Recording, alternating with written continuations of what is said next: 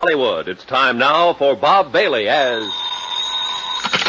Johnny Dollar. Dave Borger, Johnny, Marine and Maritime Casualty. Hiya, Dave. Awful. I'm in mourning, Johnny, from Molly Kay. Oh, sorry, Dave. You have my sympathy. Save it. This is money, not sentiment. We had her insured for a cool $500,000. You mean dames come that high these days? No, but a rusty old tub of a freighter does. What happened? She steamed out of San Francisco Bay, bound for Yokohama. 20 miles off the Golden Gate, she upended and departed this world forever. Real sudden, huh? Too sudden. I don't like sudden things. Why don't you fly out there, Johnny? Take a look at the remains. Sure, as long as you're willing to pay for it. You're hired, but be careful. Don't get yourself killed. While I'm on an expense account? Dave, you've got a lot to learn.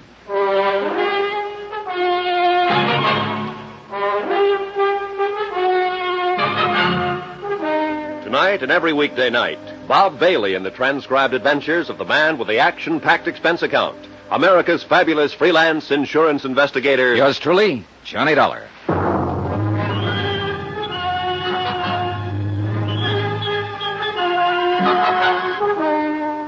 Expense account submitted by Special Investigator Johnny Dollar to the Home Office, Marine and Maritime Casualty Limited, Hartford, Connecticut. The following is an accounting of my expenditures during the investigation of the Molly Kay matter. Item 1, $164.50, plane fare and incidentals, Hartford to San Francisco.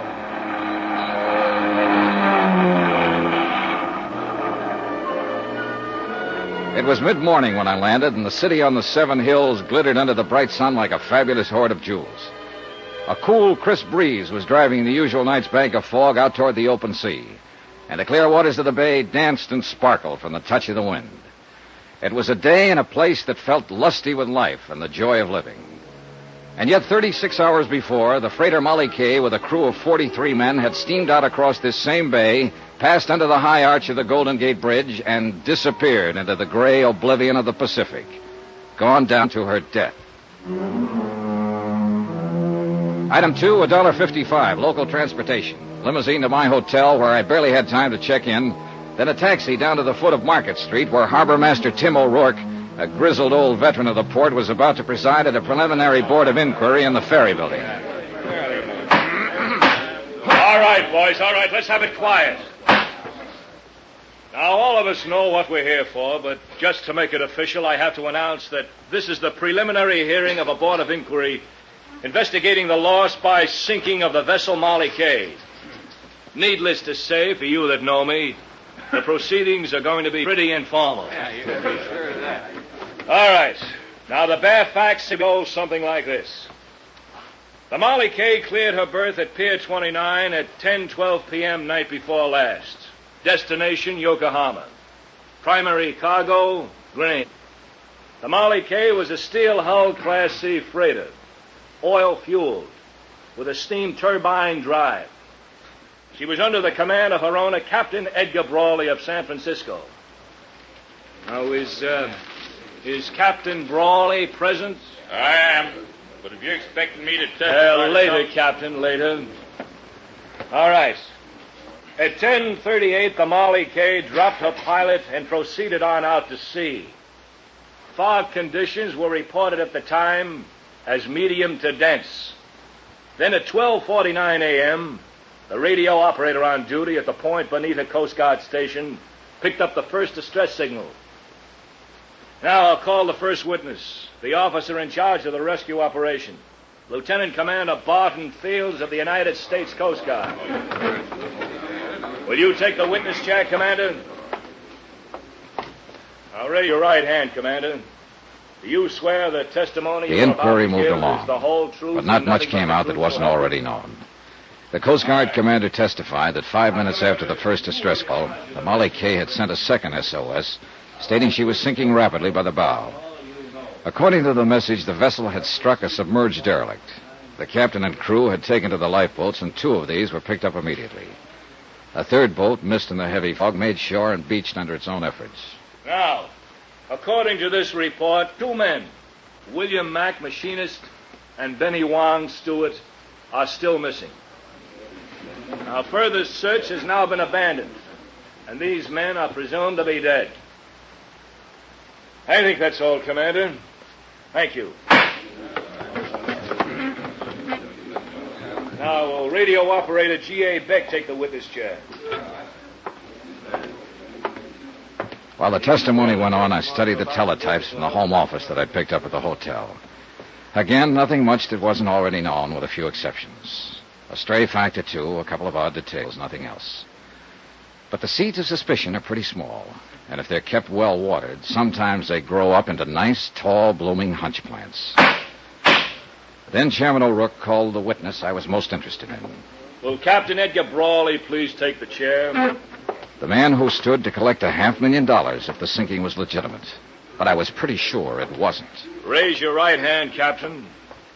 Do you swear that the testimony you are about to give is the whole truth and nothing but the truth? I do. You can sit down.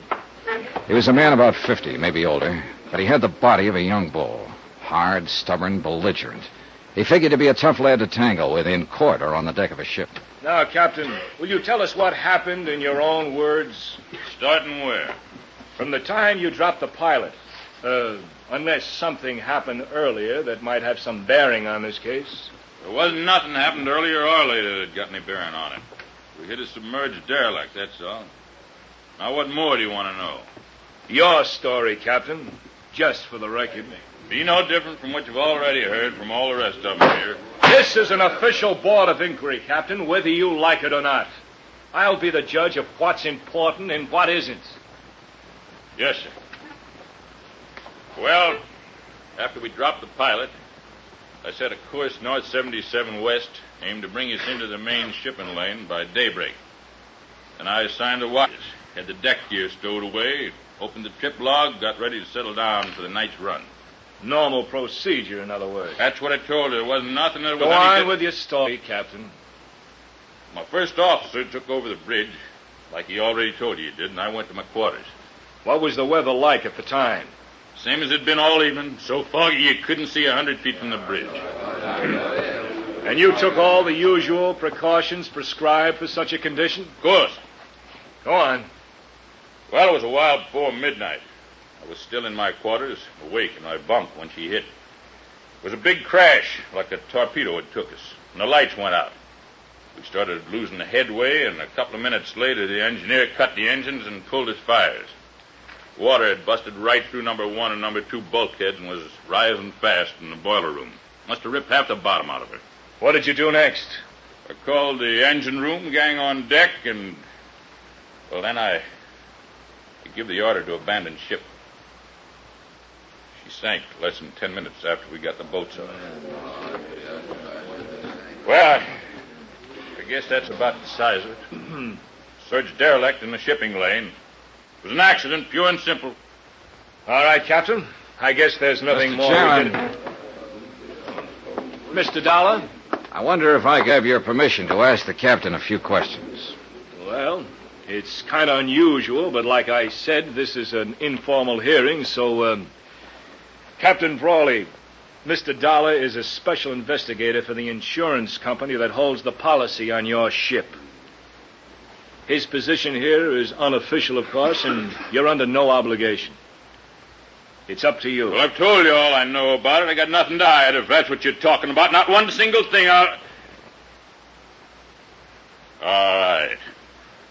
Let him ask till he's blue in the face. Go ahead, Mr. Dollar. Thank you.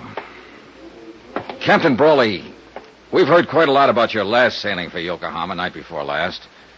But there hasn't been any mention of the first time you started to leave, a little over a week ago. Had no bearing on this. Maybe not, but let's talk about it anyway. According to my report, you were 6 hours out of San Francisco when you radioed the Coast Guard to stand by. You had a cargo fire in number 2 hold. That's right. A little while later, you told them you had the fire under control. You were returning to port. I wanted to check the damage, make sure the ship was sound. Yeah. So you laid up in harbor for a week. You filed a claim with our home office in Hartford for estimated damages of $6,300. Come to more. But when the company appraiser called at your office on Pier 29, you refused him admittance to the ship, and an hour later you wired Hartford and canceled your claim. That's right. A $6,300 loss, fully covered by insurance, and you suddenly decided not to make any claim for it? I'd have lost more if I had claimed it. How do you figure that? Because I had found out that I'd have to lay up here for another 2 weeks while that sneaking company of yours checked the facts, as they called it. I had a cargo on board. I had a delivery date ahead of me. Couldn't afford to waste 2 weeks. What caused the fire? I don't know. Who found it and reported it? Man named Bill Mack. All right. He was one of the 2 men that drowned when the ship went down. What of it? What are you trying to make out of it? All right, let's quiet down now. Let's have order in here. Now, at the time of the accident, Captain, the sinking, we're led to believe that it was a little foggy out that night. You got it? No, not in the least. That's why I can't quite understand how you managed to see that submerged derelict. I didn't see it. Then who did? Nobody, as far as I know. That fog, you couldn't see your hand in front of your face. There was no fog the next day. The Coast Guard searched the area for hours, and they didn't see it either. Well, it probably sunk when we hit it. Just what are you getting at, Dollar?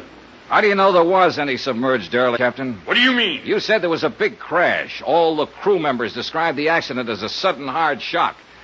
In fact, one of them, Mr. Hawkins there, who was up for it on bow lookout, said it felt like a blast, like something... Oh, you don't. Mr. Hawkins. I didn't say it was no blast. What I said was it just kind of felt like one. You ain't going to go putting no words like that in my mouth, Mr. Dollar. You ain't going to get me mixed up in it. Mixed up in what, Mr. Hawkins? In this here whatever's going on, or whatever you're trying to claim is going on. I just don't know nothing about it, about anything. And I just don't want anybody putting words in my mouth, that's all. Claiming I said something I didn't. Well... Just what exactly is it you're hitting at, Mr. Dollar? Not hitting, Captain. I'm saying it. I don't think there was a derelict.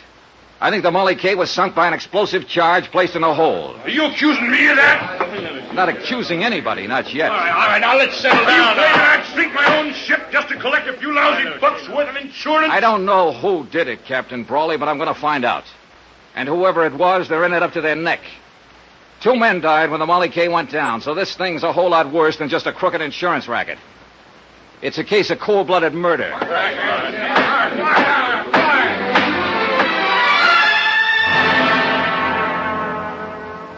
Outside, after the hearing adjourned, I turned west and walked along the Embarcadero. I looked at the crowds and the sunshine and the seagulls out over the bay. It was all brisk and bright and cheerful. But I felt cold in the pit of my stomach. They were scared in there, all of them, scared to death. The smell of fear in that hearing room was so thick you could cut it with a knife. And I meant to find out why.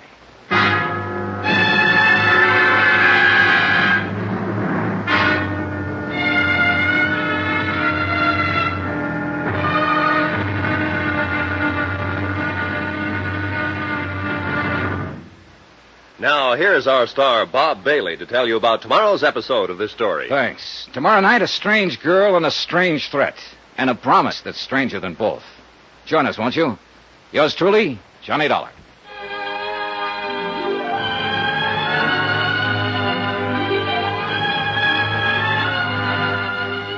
Yours truly, Johnny Dollar, is transcribed in Hollywood. Written by Les Crutchfield, the entire production is under the direction of Jack Johnstone. Be sure to join us tomorrow night, same time and station, for the next exciting episode of Yours truly, Johnny Dollar. Roy Rowan speaking.